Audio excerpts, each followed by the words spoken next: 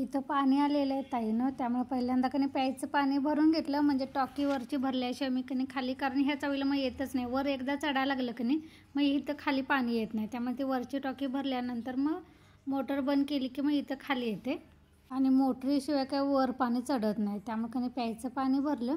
Hello नमस्कार, मी प्रतिभा, तुम्हाला सर्वांचं स्वागत करते आपल्या चॅनलवर. तर आजचा दिवस तुम्हाला खूप छान सुंदर जाऊ आणि तुमच्या मनातील सर्व इच्छा पूर्ण होत.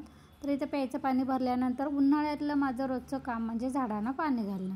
तसं बघायला गेलं तर पोरं गेलेले, डबा गेलेला आहे पोरांचा, त्यानंतर चपाती भाजी भात आमटी झालेले आहे, त्यानंतर ओटा भांडी वगैरे सगळं आवरलेलं आहे. तर आता उन्हाळ्यात कणी आमच्याकडे कारखाना पण चालू झालेला आहे आणि कारखाना चालू झाला आहे कसं ओळखायचं माहिती आहे, तर कार्बनचा असं थरच्या थर साचतोय. तुम्ही आमच्या घरात जरी आला असं कणी सकाळी झाडलं तरी तासाभरानं असं काळं थर, अगोदरच धूळ जास्त त्यात कार्बन जास्त, असं सगळं मिक्स असते.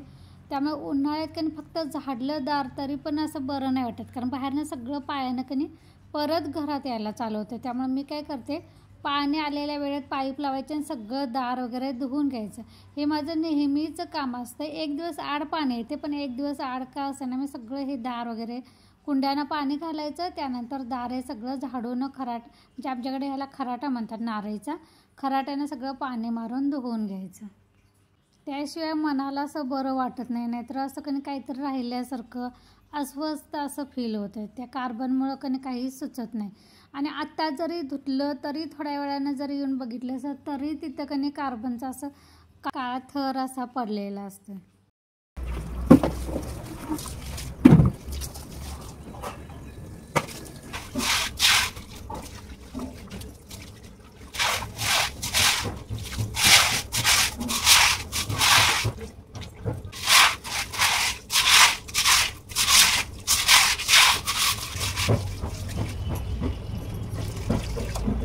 पाणी मारून झाल्यानंतर कपडे बाहेर आणून ठेवलेले आहेत. सकाळीच मी भिजत घातली होती, कारण नील 10 दिवस सहलीला गेलेला, त्याची कपडे होती. एकाच दिवसात कणी दगदग होणार, एकाच दिवसात सगळं काढलं तर लोड होणार, तरी पण एवढे कपडे पडलेले. म्हणजे अजून स्वेटर वगैरे त्याची उडी, त्यानंतर बॅगा सॅक वगैरे, हे चादरी, हे सगळं धुवायचं आहे. ते मी उद्या धुईन. पण आजही फक्त घालायची कपडे जी 10 दिवसाची होती ती सगळी भिजत घातली होती. त्यात आमची रोजची कपडे पण म्हटलं तेवढीच तनूची आणि माझी कुठं मशीनला लावत बसायचं, ती पण हातानं धुवून काढायची म्हणून कणी भिजत घातलेली ती सगळी कपडे कणी धुवायला घेतलेले. पाणी आलेल्या टायमिंगला धुतली की बरं पडतं, म्हणजे सारखं पाणी नाही तर मग वरच्या टॉकीतला लावायला लागते पाईपीनं, आणि मग सारखं पाणी वरच्या टॉकीतलं पण संपतंय आणि मग पाण्याचा वापर पण कमी वापरायला होते. आता चावीला पाणी आले कसं पाणी पण भरपूर असं वापरायला होते. तर सगळी कपडे धुवून फक्त गाळत ठेवलेले. त्यानंतर म्हटलं पहिल्यांदा देवपूजा करून घेऊया. तर सगळं भिजलेली माझी कपडे बदलली आणि देवपूजा करायला आलेले. परवा दिवशी तन्मयला पितांबरी संपलेली आणायला सांगितलेलं, तो पण विसरून गेला आणि माझ्या पण लक्षात नाही, नंतर त्याला आठवण करून द्यायची. त्यामुळे आज फक्त देव वगैरे सगळं धुवूनच फक्त पाण्यातून काढणार आहे. पण पाण्यानं फक्त धुवून जरी देवपूजा केली ना तरी पण आपल्याला घरातलं वातावरण असं ताजंतवानं वाटतंय. पण थोडंसं कसं पितांबरीनं स्वच्छ असं, म्हणजे ती कळशी म्हणा, पितळेचे देव म्हणा, असं स्वच्छ निघतात. फक्त पाण्यानं असं थोडंसं डाग पडल्यासारखं असते, पण काय पर्याय नाही. देवपूजा केली. त्यानंतर इथं औषध वगैरे त्याला ट्रिपला जाताना सगळी दिलेली ती ठेवली, आणि त्याला 2 दिवस आता सर्दी पण आहे.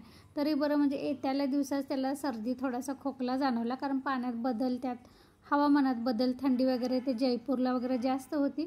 त्यामुळे कसं पोरांना थोडंसं येत्याल्या दिवशीच त्याला सर्दी झाली. त्यासाठी त्याला कालपासून औषधं दिलेली, ती पण सगळी त्या बेसर पडलेलीत, ती सगळी भरून ठेवलीत. आणि त्यानं हे बघा हे काहीतरी आणलं, ह्याचा आकार असं तयार होतात पण ते मोडलं आहे त्याचं, म्हणजे मग सॅकमध्ये ठेवल्यामुळे वजन वगैरे पडलं असेल. त्यानंतर तो लाल किल्ला पण आहे, त्याच्या पण ते स्टिकर चिकटवायचं आहे, त्याचा पण हत्ती निघालेला आहे. आणि हे बघा त्यानं कानातलं आणलेलं आहे. मी त्याला काहीच आणू नको असं म्हटलेलं, तू फक्त एन्जॉय कर, तुला जे हवं ते खा पी फिर असं सांगितलेलं. पण कधी ते शॉपिंग मॉलमध्ये गेल्यानंतर, मॉल म्हणजे असं रोडवर होता, आमच्या कोल्हापूरचा महाद्वार रोड असेल तसं होतं, आणि तिथं सगळंच मुलींचं होतं, मुलांसाठी काहीच नव्हतं. त्यामुळे मग परत तुला काहीतरी घेतो, कानातला घेतो असं सारखं म्हणायला लागला होता. म्हणून म्हटलं ठीक आहे घे, कारण कसं लहान पोरांना फसवतील याची पण भीती असते आणि त्यांना काय कळणार पण नाही घेताना. तरी पण इतकं छान त्यानं कानातलं आणलेलं आहे की नाही ताईनं, हे बघा मी तुम्हाला घालून दाखवते. काल मला त्यानं आठवण केली होती, मम्मी कानातलं कधी घालणार. तर मी त्याला सांगितलं होतं कधीतरी बाहेर जाताना ड्रेसवर वगैरे घालेन. तर कसं बाहेर जाणं काय शक्य होत नाही सारखं सारखं. तर म्हटलं आज घालायचं, म्हणजे आल्यावर बघितल्यावर त्याला पण असं बरं वाटेल की मम्मीनं आणलेली वस्तू घातली म्हणून. आणि बघा त्यानं फ्रीजवर वगैरे चिकटवायला परत ते ताजमहलचं हे पण आणलेलं आहे. त्यानंतर पेठा वगैरे ते खायचं. पेठा पण त्याला समजलं नाही, सुका पेठा घ्यायला पाहिजे होता. त्यानं ते ओलसर पाकातला घेतल्यामुळं तोपर्यंत पाकने सगळ्या त्या सुटकेसला गळून ठेवला होता. म्हणजे प्लॅस्टिकच्या कॅरीबॅगमध्ये त्यांना बांधला होता, पण थोडाफार कणी गळालेला होता. पण असं पोरांना कणी म्हणजे बाहेर गेल्यानंतरसुद्धा घरातल्यांची आठवण येते, हे महत्त्वाचं. की भैयासाठी काय आणू, बाबांसाठी काय आणू, असं सारखं विचारत होता. पण तिथं मुलांचं असं काहीच नव्हतं. आणि घड्याळ वगैरे का आहे ती घड्याळ घालत नाहीत. बाकी म्हणजे काय घेण्यासारखं नव्हतंच. त्यामुळे मी काय नकोच म्हटलं, कारण वस्तू आणणार कशा. आता ते 1-2 वस्तू तर बाद पण झाल्या आणल्यानंतर, म्हणजे येतानाच बाद झाल्या सॅकमधून. पोरं लहान असतं त्यामुळे कसं त्यांना आणायला पण नाही जमणार, त्यामुळे नको म्हणून सांगितलं. तर इथं आता कपडे उन्हात घातली नव्हती मी, फक्त गाळ्यात ठेवली होती. म्हटलं आता ऊन पडले तोपर्यंत कधी वाळतील पण कपडे इतकी होती की नाही, पूर्ण कट्टा वगैरे भरून कधी जागाच होत नव्हती. त्यामुळे जवळजवळ एकमेकावर घातली, उरलेली पत्र्यावर घातली, असे सगळी कपडे कधी उन्हात घालून घेतली.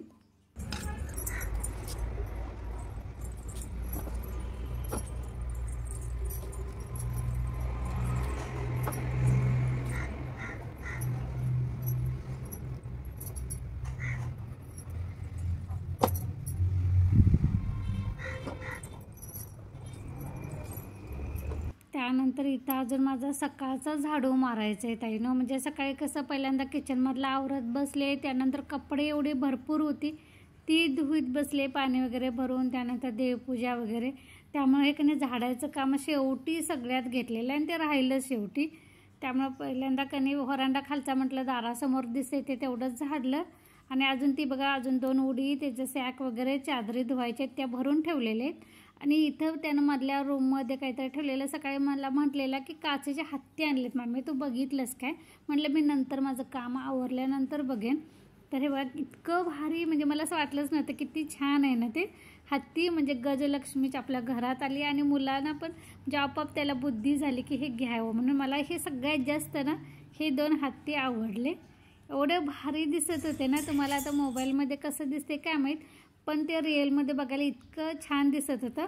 म्हटलं ठीक आहे, आणले तर आपण देवाच्या दोन्ही बाजूला गजलक्ष्मी म्हणून त्याचे ठेवूया, म्हणजे दिसायला पण छान दिसेल.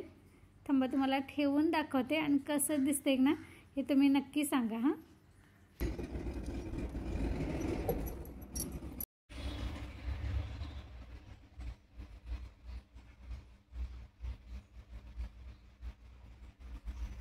चला तर ताईनं आता की नाही ते बॉक्समध्ये थोडंसं ते मोडलेलं ते सगळं साहित्य ठेवते आणि पहिल्यांदा हॉल झाडून घेते.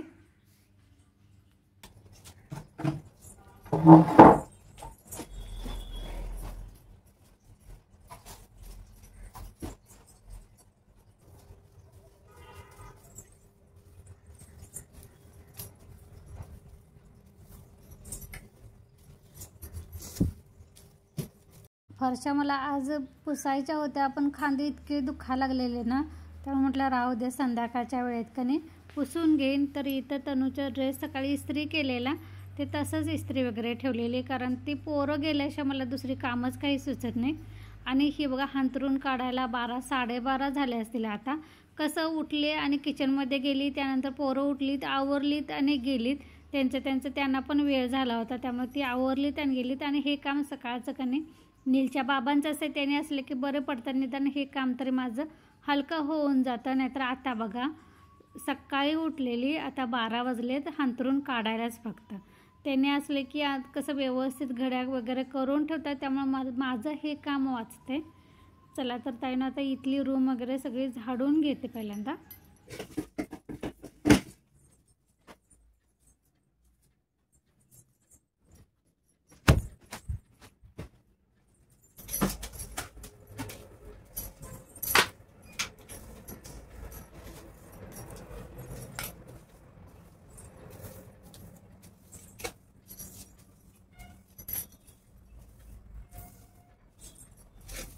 चार्लीची भांडी पण वाळलेली आहेत, सकाळी धुवून कधी पालती घालून ठेवली होती.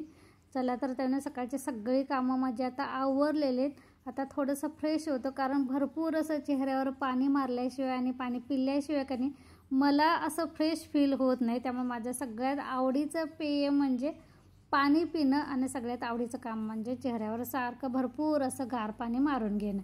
चला तर ताईंनो, ह्यासोबतच आजचा व्लॉग पण मी इथंच बंद करते. धन्यवाद.